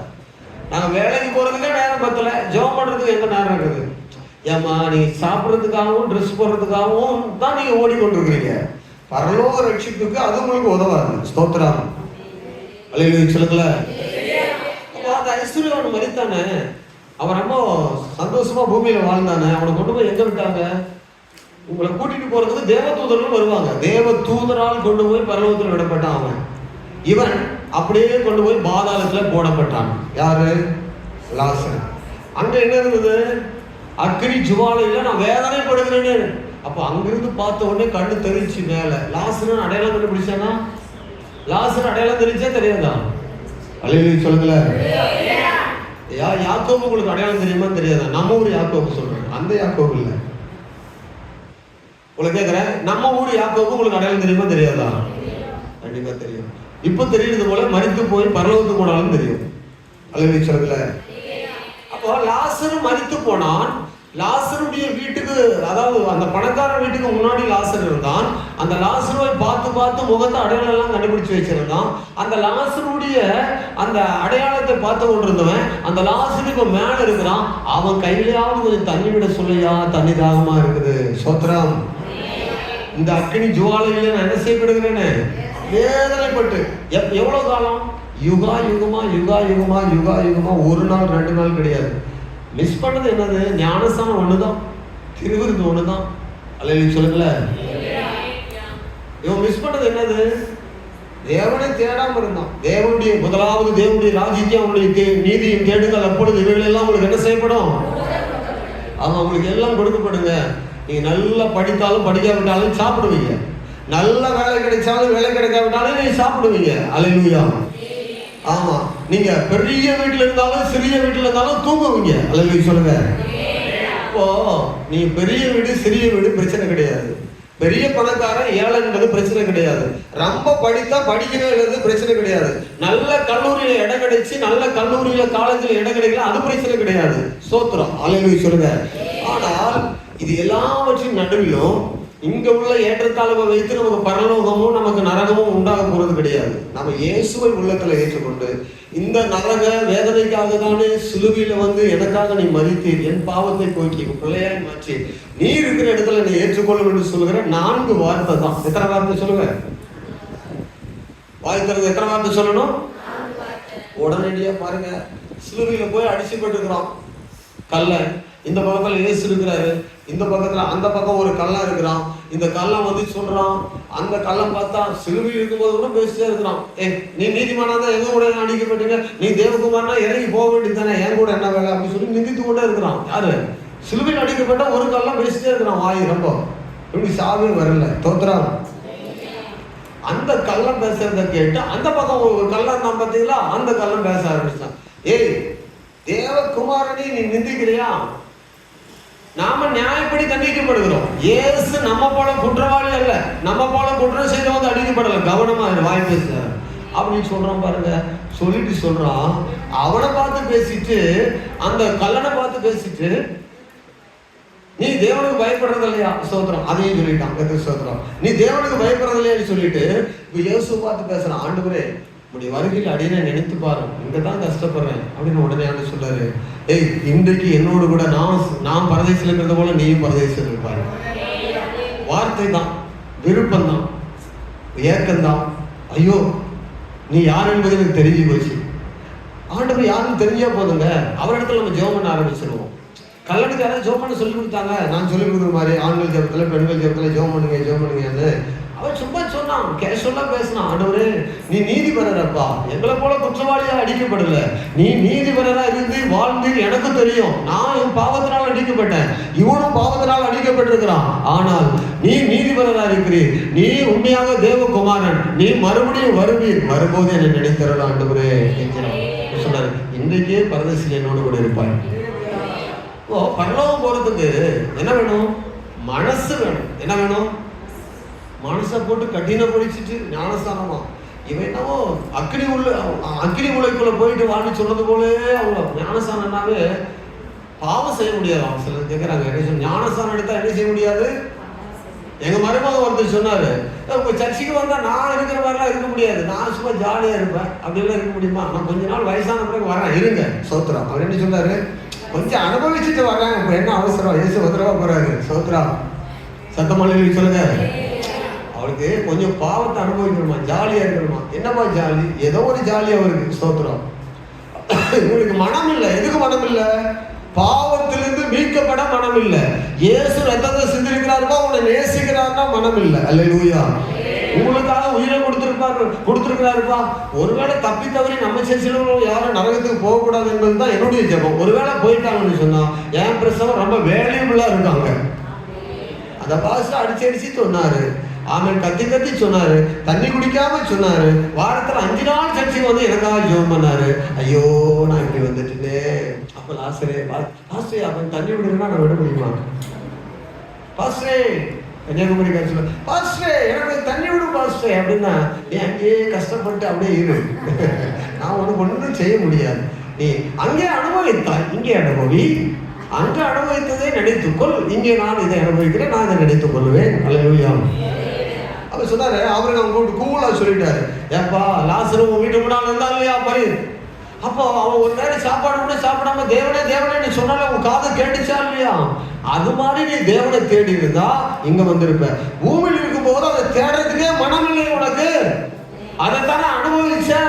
நல்லா வாழணும், தாம்பிகமா இருக்கணும், சோபகமா இருக்கணும், ஜாலியா இருக்கணும், ஒவ்வொரு நாளும் ட்ரெஸ் உடுத்தணும், ஒவ்வொரு நாளும் விதவிதமா சாப்பிடணும், ஒவ்வொரு நாளும் ஊர் சுத்தணும், ஒவ்வொரு நாளும் வீட்டுல நல்ல அந்த பஞ்சுமத்துல படுத்து தூங்கணும், காலாடணும், முழங்கால் பண்ணிட நேரம் இல்லை, சர்ச்சைக்கு வர நேரம் இல்லை, கேட்டா சாக்கு போக சொல்லி கொண்டிருந்த அந்த என்ன அனுபவித்தையோ அதை நினைத்து கொண்டே இங்க வாழு. அதை நினைத்து கொண்டே எங்க வாழு. ஆமா, நீ அங்க நினைச்சுக்கோ. எந்த வாழ்க்கை தான் நினைக்க சொல்லுவார் ஆண்டவர். பாருங்க, பரலோகத்துக்கு போனா கூட இந்த வாழ்க்கை தான் நினைக்க சொல்லுவார். நீ 70 வருஷம் வாழ்றீங்களா 80 வருஷம் வாழ்றீங்களா அது எனக்கு தெரியாது. ஆனா இங்க வாழ்ற வாழ்க்கை தான் அவ்வளவு மகிமை நமக்கு கொடுக்க போகிறது. இயேசுவாக வாழ்கிறவங்களை கூப்பிட்டு வலது பக்கத்தில் நிற்கிறவர்களே சொல்வார், என் பிதாவினால் ஆசீர்வதிக்கப்பட்டவர்களே உள்ளே வாரு, உங்களுக்கு அனைத்தும் இருக்கிறது, தங்க இடமும் இருக்கிறது, நீ வாருங்கள் சொல்லி அழைப்பாங்க. ஆமென் சொல்லுங்க. ஆமா, நீங்க என்னோடு கூட கஷ்டப்பட்டீங்க, என்னோடு கூட என்னுடைய அன்பை புரிந்து கொண்டீங்க, என்னை பூமியில் இருக்கும்போது எனக்காக வாழ்ந்தீங்க அப்படின்னா என் வலது பக்கத்தில் நிற்கிற நீங்கள் வாருங்கள், பிதாவினால் ஆஸ்வதிக்கப்படவில்லை என்று சொல்லி கூப்பிடுவாராம். ஆமென் சொல்லுங்களேன். எங்க ஆரம்பிச்சு எங்க போயிட்டோம் பார்த்தீங்களா? பரலோகம் போறவங்க இப்படித்தான் ஆரம்பிப்பாங்க, இப்படித்தான் போவாங்க. பயப்படாதவங்க பரலோகம் போயிடுவோம். பிடிச்சிருவோமா? பயப்படாதவங்க எங்க போயிடுவோம்? அல்லேலூயா சொல்லுங்க பார்ப்போம். சத்தமா சொல்லுங்க. இது கூட இயேசு இருக்கணும்னா என்ன செய்யணும்? 2 காரியம். முதலாவது, யோசுவா புஸ்தகத்துல வாசிக்கிறோம் 1ஆம் அதிகாரம் 5ஆம் வசனத்திலிருந்து 9ஆம் வசனம் வரைக்கும். இயேசு உங்களோடு கூட, தேவன் நம்மோடு கூட, என்னோடு கூட தேவன், நான் உன்னுடனே கூட இருக்கிறேன் அப்படின்னு சொல்றாருல்ல. நம்மோடு கூட தேவன் இருக்க வேண்டும் என்றால் யோசுவா புஸ்தகம் 1ஆம் அதிகாரம் 5ஆம் வசனத்துல நம்ம வாசிக்கின்ற போது,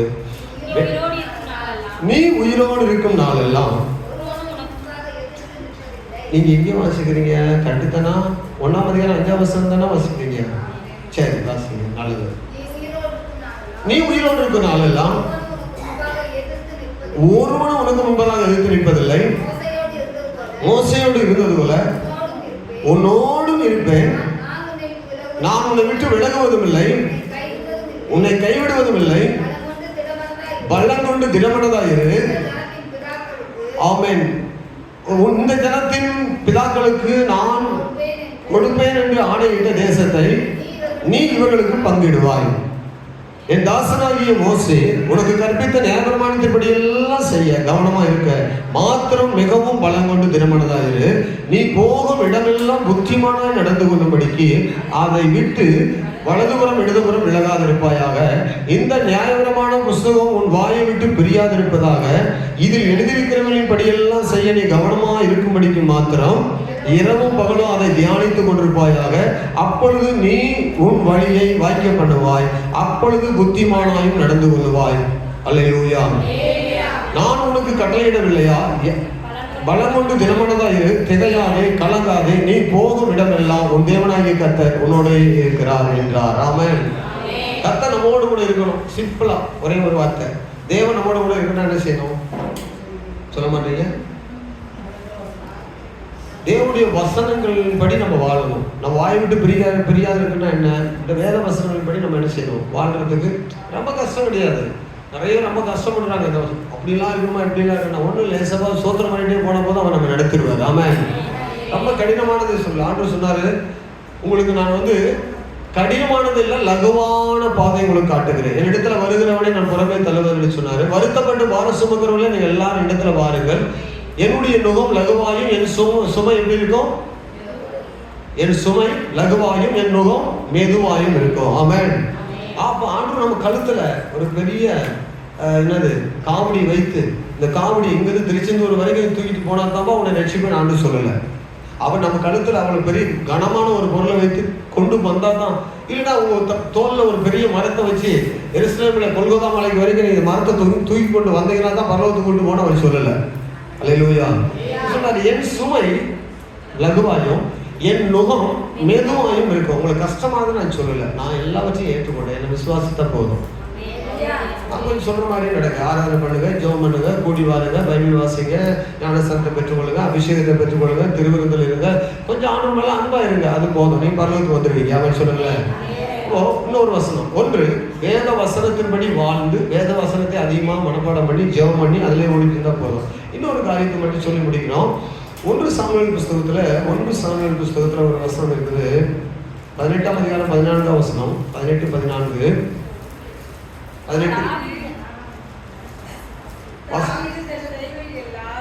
தாவீது தன் செய்கைகளில் எல்லாம் புத்திமானாய் நடந்தான், கர்த்தர் அவனோடு கூட இருந்தார். கவனிங்க, 2 இடத்துல புத்திமானாய் சொல்றாரு. நிறைய இடத்துல புத்தி இல்லாம நம்ம நடந்துடக்கூடாது. அல்லேலூயா.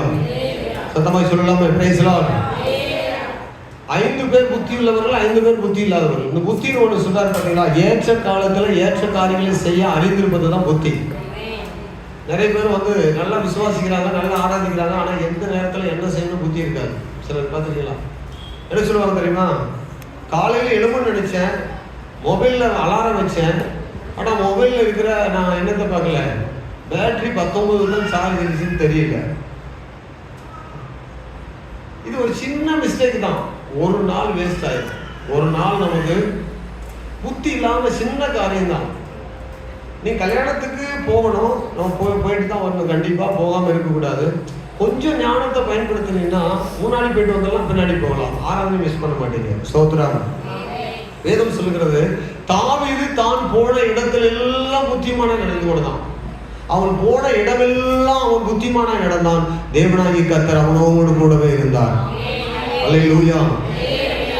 புத்தி இல்லாதவங்க அந்த 5 கன்னிகைகள் அவங்க என்ன செய்தாங்க? அப்ப நேரம் வரட்டும் பார்த்துக்கலாம். எப்ப நேரம் வரும் பார்த்துக்கிறதுக்கு? மணவாளம் வரது உங்களுக்கு தெரியுமா? உங்களுக்கு உயிர் எப்போ பூமியை விட்டு போகணும்னு தெரியுமா? நாசியில சுவாசம் யாருக்கு எப்பொழுது போகணும்னு தெரியுமா? ஒருத்தருக்கு தெரியாது. அப்போ எப்போதுமே நம்ம ஆயத்தமா இருக்கணும், ரெடியா இருக்கணும். அல்லேலூயா சொல்லுங்க. இப்போ வாலிபர்கள் கேட்கணும், நான் போய் சாக போனான்னு. வாலிபர்கள் நிறைய பேர் செத்து போயிருக்கிறாங்க. கர்த்தருக்கு ஸ்தோத்திரம். Praise lord. ஆமா, ஆக்சிடென்ட்ல செத்து போறாங்க நிறைய பேர் வாலிபர்கள். பார்த்தீங்கன்னா கல்லூரி படிக்கிறாங்க மாணவர்கள், என்ன எம்பிபிஎஸ் படித்த மாணவர்கள் 4 பேர் விளையாட போனாங்க, தண்ணியில் மூழ்கி போனாங்க. அவளுக்கு தெரியுமா நான் போய் சாவோம், இந்த வாலிப வயசுல சாக போறோம், நாங்களே மருத்துவராக படிச்சிருக்கிறோம், நாங்கள் எத்தனை பேர் உயிரோடு காப்பாற்றும்படி இந்த மருத்துவத்துக்கு 50 லட்ச ரூபா டொனேஷன் பண்ணி 80 லட்ச ரூபா டொனேஷன் பண்ணி அப்பா அம்மா 1 கோடி ரூபாய் செலவு பண்ணி மருத்துவராக என்னை படிக்க வச்சிருக்கிறாரு, நான் போய் இப்போ எப்படி சாக முடியும்னு கேள்வி கேட்டிருப்பான். கேட்டுக்க மாட்டேனா? ஆனால் அவனுக்குள்ள உயிர் எப்போ போதுன்னு அவனுக்கு தெரியாது. நான் எப்ப சாப்பிட்டு எந்த மனுஷனுக்கும் தெரியாது. அல்லேலூயா. அதனாலதான் இப்பொழுதே இருக்கிற காலம், இதுவே உங்களுக்கு ரட்சினால் இன்றைக்கே அதை செய்து முடியுங்கள். இன்றைக்கே ரட்சிக்கப்படுங்க, இன்றைக்கே கர்த்தரை ஏற்றுக்கொள்ளுங்க, இன்றைக்கே கர்த்தரை ஆராதிங்க, எப்போதே ஆயத்தமா இருங்க. இந்த புத்தி இல்லாதவங்க என்ன செய்வாங்கன்னா யாராவது பார்த்துக்கிடுவோம் என்ன. அப்படிதான் நான் அடிக்கடி சொன்னேன். பார்த்தீங்கன்னா ஒரு ஹெட்மாஸ்டர் நம்ம சபைக்கு வருவாரு. அவர் ஒரு சிஎஸ்ஐ சபைக்கு போனவர். சர்ச்சுக்கு வந்து பின்னாடி உட்காருவாரு. தசம் முதல்ல போயிட்டு பென்ஷன் எடுத்த உடனே வீட்டுக்கு போக மாட்டார், நேராக சர்ச்சை தேடி வருவார். பாஸ்டரா இருக்கீங்களான்னு வருவார். என்னங்க என்ன ஒன்று தசமா கொடுத்துட்டு போகலான்னு வந்தேன். தசமா கரெக்டாக வந்து கொடுத்துருவார். ரொம்ப கனம் பண்ணுவார். வீட்டில் வாங்கன்னு ஜோம் பண்ணுவார். நான் சொன்னேன், ஐயா இதெல்லாம் ரொம்ப நல்லது, நாங்கள் நேசிக்கிறீங்க, எங்களுக்கு உதவி செய்கிறீங்க, சபைக்கு வரீங்க, ரொம்ப நல்லது. ஆனால் உங்களுக்கு நான் நல்ல ஒரு காரியத்தை சொல்கிறேன். நீங்கள் இவ்வளோ எங்களை நேசிக்கிறதுனால உங்களுக்கு சொல்லாமல் இருக்கக்கூடாது. நீங்கள் ஞானஸ்தானம் எடுக்கணும் ஐயா. நீ சிஎஸ்சி சபைக்கு போனீங்க, ஆர்சி சபைக்கு போனீங்கன்னா முக்கியம் கிடையாது. முழுகி பிதா குமாரன் பரிசுத்தாவின் நாமத்தில் ஞானஸ்தானம் எடுக்கணும். நீ தசமபாகம் கொடுக்கறதுலாம் எங்களுக்கு முக்கியம் கிடையாது. அது ரொம்ப ஆசீர்வாதம் தான் உங்களுக்கு கிடைக்கும். பல முறை சொன்னேன். 2 முறை ஞானஸ்தானம் ஆராதனை கூப்பிட்டார். 1 முறை கடலூர் பக்கம் போனாரு, 1 முறை பொள்ளாச்சி பக்கம் போனாரு. 2 முறை ஞானஸ்தானம் ஆராதனை மிஸ் பண்ணாரு. 3வது முறை ஒரு நாள் போன் வந்தது. மகள் போன் பண்ணும்போது சொன்னாங்க, பாசையா அப்பா உடம்பு சரியில்லை, ஜோம் பண்ணுங்கன்னு சொன்னாங்க. என்ன உடம்பு சரியில்லை? நேற்று இரவு நல்லா தான் இருந்தாரு, வயிற்று வலிக்குன்னு சொன்னாங்க, ஹாஸ்பிட்டல் கொண்டு போனாங்க. இங்க முடியாதுன்ட்டு ஈரோடு ஹாஸ்பிட்டல் கொண்டு போனாங்க. கணையத்துல பிரச்சனை, ஓட்டை போட்டாங்க. போன உடனே ஓட்டை போட்டுட்டு இங்க ஒரு ஹோல்ஸ் போட்டு ஒரு பைப் வச்சுட்டாங்க. பாசையா ரொம்ப கஷ்டமா இருக்கிறாரு அப்படின்னு சொன்னாங்க. 2 நாள் கழிச்சு வீட்டுக்கு வத்திராத்துக்கு வந்தாரு. அங்க போகும்போது போயிட்டு, டீச்சர் தானே நீங்க, அப்பா ஞானஸ்தானம் எடுத்தார கேட்டீங்களா? அப்போ வந்து ஞானஸ்தானம் எடுக்கலையா? ஏன் எடுக்கிறேன்? ஏம்மா நீங்க சர்ச்சைக்கு போறீங்க, ஞானஸ்தானம் எடுத்துருக்கிறீங்க, இவ்வளவு கருத்தா நீங்க ஆவிக்குரிய காரியத்துல வாழ்றீங்க, அப்பா ஞானஸ்தானம் எடுத்தாரான்னு யாரு கேட்கணும்? ஐயோ இன்னும் எடுக்கலையா பாஸ்டர்யா? என்ன கேட்கறாங்க? எடுக்கலம்மா. ஐயா ஒரு வேலை செய்யுமா, சுடுதண்ணி நான் நிறைய ஊற்றி தொட்டி நிறைய வைக்கிறேன். உண்மையா சொன்னதை நான் தேவ சமூகத்தில் எப்படி சொல்றேன்? உண்மையா தேவ சமூகத்தில் நான் சொல்றது அப்படியே சொல்றேன், மாற்றி சொல்லல. சுடுதண்ணி இந்த தொட்டி நிறைய நான் ஊற்றி காய வச்சு விட்டுறேன் பாஸ்டர். அப்பா கொடுத்துடலாமா? நான் கொடுக்க முடியாது. இங்க ஹோல்ஸ் இருக்குது, நல்ல பைப் இருக்குது, கொடுத்தா நான் ஜெயிலுக்கு போவேன் சாக வச்சுட்டு. இவர் பரலோகம் போயிடுவார் நல்லா, நான் ஜெயிலுக்கு போறதா இருக்கும். சோத்திரம் எப்படி இருக்கு பாருங்க. இவர் பரலோகத்தை அனுப்புறது, நான் ஜெயிலுக்கு போகணுமோ. சோத்திரம் அல்லேலூயா சொல்லுங்க. வாய்ப்பை விட்டுட்டா சுடுதண்ணி வச்சுதான் ஞானஸ்தானம் கொடுக்கணும், பச்சை தண்ணி நடக்காது. அல்லேலூயா சொல்லுங்க பாப்போ. சத்தமா சொல்லுங்க. புரிஞ்சவங்க மட்டும் சத்தமா சொல்லுங்க. பச்சை தண்ணிக்கு அடங்காதது சுடுதண்ணிக்கு போகும், சுடுதண்ணிக்கு அடங்காதது சூடான நரகத்துல பயங்கரமான அக்கினிக்கு போகும். இதுல மாற்றமே கிடையாது. நான் நீங்கள் போக வேண்டும் என்று விரும்பல, பைபிள் அப்படி சொல்லுகிறதுன்னு நான் தெளிவா சந்திச்சு சொல்றேன். அதனால அம்மா ரட்சிக்கப்படலன்னு கவலை இல்லாம இருக்கிறாதீங்க, மகன் ரட்சிக்கப்படலன்னு கவலை இல்லாம இருக்கிறாதீங்க. ரட்சிக்கிறப்ப பெருசுங்க. பைபிள் சொல்லப்படுது 2ஆம் அதிகாரம் 4ஆம் வசனத்துல, எபிரேயர்ல இவ்வளவு பெரிதான ரட்சிப்பை குறித்து கவலையற்று இருப்பீர்கள் என்றால் வரக்கூடிய தண்டனைக்கு நீங்கள் எப்படி தப்பித்துக் கொள்வீர்கள் என்று வேதம் ஒரு கேள்வி கேட்கிறது. சோத்திரம். இவ்வளவு பெரிதான ரட்சிப்பு, இது எவ்வளவு பெரிதான ரட்சிப்பு! வானத்தையும் பூமியையும் உண்டாக்கின தேவன் சிலுவையில் வந்து மரித்து எனக்காக உங்களுக்காக ஏற்படுத்தின இந்த ரட்சிப்பை குறித்து கவலை இல்லாமல் இருப்போம் என்றால் வரக்கூடிய நரக தண்டனைக்கு நாம் எப்படி தப்பித்துக் கொள்ள முடியும் என்று வேதம் நம்மை பார்த்து கேள்வி கேட்கிறது. ஒரு நாள் ஐயோ என் மகன் ரட்சிக்கப்படலன்னு சொல்லி அங்க போய் கவலைப்பட்டு பிரயோஜனம் இல்லை. இங்க ஆளுங்க, எங்க ஜெபம் பண்ணுங்க, எங்க சுவிசேஷம் பக்குவமா பக்கத்துல போயிருக்கோம். ஏப்பா ஞானஸ்தானம் எடுத்துக்குப்பா, பைபிள் எடுத்து சர்ச்சைக்கு போனா போதாது. ஸ்தோத்திரம் சொல்லணும். நீ ஆர்சி கோயிலுக்கு போய் சிஎஸ்ஐ கோயிலுக்கு போய் அதெல்லாம் முக்கியம்ப்பா, பரலோகத்துக்கு வரணும்பா. சோத்திரம். நீ அங்கே கூட போ, வேணாம் இல்லை, ஆவியில நிறைஞ்சு ஆராதனை பண்ணு, நல்லா அவங்க பாஸ்டர் பிரசங்கம் பண்ண வை. தோத்திரம். ஆராதனையே மாத்திரு உனக்காக. நீ ஆர்சிக்கு போனாலும் சிஎஸ்சிக்கு போனாலும் பிரச்சனை கிடையாது, அங்கே போ, ஆனா பரலோகத்துக்கு வந்துரு. அல்லேலூயா சொல்லுங்கள. அந்த பொண்ணு கூட்டம் சேர்க்க வரல, தேவ ராஜ்யத்துக்கு ஆட்களை ஆதாயப்படுத்த எங்கேயும் சொல்லிவிட வந்திருக்கிறோம். ஆமென். அதனால நீங்கள் உங்க பிள்ளைகளுக்கு பக்குவமா உட்கார்ந்து நீங்க இப்போ அழுது சொன்னா தான் ஒரு நாளைக்கு சந்தோஷமா இருப்பீங்க. இப்போ நீங்க ஏனோ தானோ இருந்தீங்கன்னா ஒரு நாள் அழுகை வரும். சூரியன் கண் கெட்ட பிறகு சூரிய நமஸ்காரம் ஒருவனும் செய்ய முடியாது. சூரியன் இந்த பக்கம் இருக்கிறான்னு தெரியாது, இந்த பக்கம் தெரியாது, பக்கத்துல உள்ள தான் கேட்கணும். ஏப்பா இது காலையா நைட்டா தூங்கி எழுப்புனேன், 1 மணி நேரம் தான் ஆச்சு, சூரியன் எங்க இருக்குது, நேரா இருக்குதா, நான் கும்பிட்டுக்கிறேன், இல்ல இந்த பக்கம் போச்சா கும்பிட்டுக்கிறேன். அப்போ கேட்பான். அப்போ கேட்டு பிரயோஜனம் இல்லை. கண் கெட்ட பிறகு சூரிய நமஸ்காரம் செய்ய முடியாது, தெரியாது. அல்லேலூயா. காலங்கள் கிருபையா நமக்கு தான் கொடுக்கப்படுது. ஒருவேளை 4 வருஷத்துக்கு முன்ன வந்திருந்தா என் ரட்சிப்பு வீணாயிருக்கும். ஒரு 10 வருஷத்துக்கு முன்னாடி வந்திருந்தா என்னுடைய பாவ வழியில நான் போய் ரட்சிக்கப்படாமல் போயிருப்பேன். ஒரு வருஷம், ஒருவேளை நான் சொல்றேன், ஒரு 25 வருஷம் 30 வருஷத்துக்கு முன்னாடி வந்திருந்தா நான் ரட்சிக்கப்பட்டு ஒளிஞ்சு இருக்க முடியாது. நான் வீணாத்தான் என்ன செய்ய நரகத்துக்கு போயிருப்பேன். ஆனா ஒவ்வொரு மேலும் தேவன் அன்புள்ளவராக இருக்கிறார். ஒவ்வொரு ஆத்மாவை ரட்சிக்க விரும்புகிறார். அல்லேலூயா. ஒவ்வொருவரையும் நேசிக்கிறார். இது நிதர்சனமான உண்மை, இது பொய் கிடையாது, இது பார்மாட்டிக்காக சொல்லல. இயேசு உங்களை நேசிக்கிறார் என்பது 100க்கு 100 உண்மையான சத்தியம். இந்த அன்பை நிராகரிக்கிறவனுக்கு விவேகானந்தர் சொன்னார், தேவகுமாரன் இயேசு அவருடைய அன்பை நிராகரிக்கிறவனுக்கு நித்திய தண்டனை வரப்போகிறது என்று ஒரு ரட்சிக்கப்படாத ஒரு மனுஷன் விவேகானந்தரை சொல்லிட்டு போனாரு. தேவபுத்திரன் இயேசுவை நேசிக்காத ஒருவன் நித்திய நரகத்துக்கு போவான் என்று சொல்லி வேற ஒருவனை சொல்லிட்டு போயிருக்கிறான். அப்ப பிரசங்கம் பண்ணுகிற நான் சொல்லாம இருக்க முடியுமா?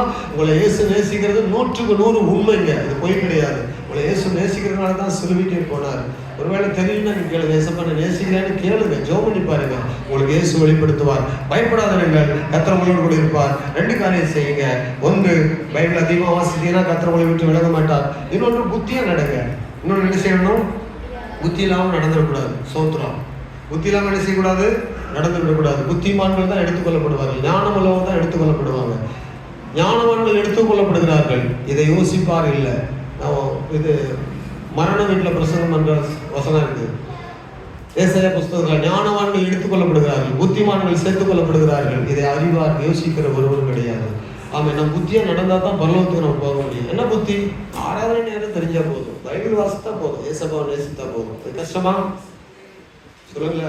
நீங்க பாக்குறது பார்த்தா கல்லை தூக்கி தலையில வைக்கிற மாதிரியே பாக்குறீங்க. இது கஷ்டமா?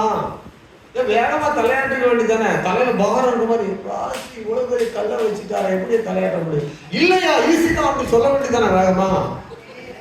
இயேசுவை நேசிக்கிறார் என்பதே கஷ்டப்படுறீங்கன்னா, இயேசுவை அடிப்பாருன்னு சொன்னா என்ன செய்வீங்க? ஐயோ, எழுந்து ஓடி போயிருவீங்க. பிரசங்கம் முடியறதுக்குள்ள கவனிங்க. ஏசாயா 41:10 சொல்லுகிறார் ஆண்டவர், நீ பயப்படாதே. நீ என்ன செய்யாது? பயப்படாது. நான் உன்னுடனே இருக்கிறேன். நான் உன்னை பலப்படுத்தி உனக்கு சகாயம் பண்ணுவேன். என் நீதியின் வலது கரத்தினால் உன்னை தாங்குவேன். ஆகவே நீங்கள் பயப்பட வேண்டாம். இன்னைக்கு ஒரு நல்ல செய்தி, நீங்கள் பயமே பட வேண்டாம். நம்ம பரலோகவாசிகள் எல்லாம் முழங்கால் படிடுவோம். அந்த அன்பை, அந்த பெரிய கிருபையை, அந்த சோதர பெரிய தயவை, அந்த பெரிதான சோதர சத்தியத்தை மீண்டும் மீண்டும் கேட்க வைக்கிறார், உறுதிப்படுத்திக் கொள்ளும்படியாக விரும்புகிறார். எல்லாரும் ஏசப்பாவுக்கு சோத்திரம் பண்ணுவோமா? ஹல்லேலூயா. எத்தனை பேர் இந்த வார்த்தை கேட்டால் சந்தோஷமா ஏற்றுக்கொள்றீங்க? ஏசப்பா, அந்த சத்தியத்தை கேட்ட நான் உண்மை ஏற்றுக்கொள்கிறேன், உமக்கு என் வாழ்க்கையை ஒப்புக் கொடுக்கிறேன். இன்றைக்கு கூட சொல்லலாமா மறுபடியும்? இயேசுவே உமக்கு நன்றி, இரட்சகரே உமக்கு நன்றி, கல்வாரி நாயகா உமக்கு ஸ்தோத்திரம், அன்புள்ள தெய்வமே உமக்கு ஸ்தோத்திரம், மீட்பின் இரட்சகரே உமக்கு ஸ்தோத்திரம். சத்தியத்தை அறிவிகள், சத்தியம்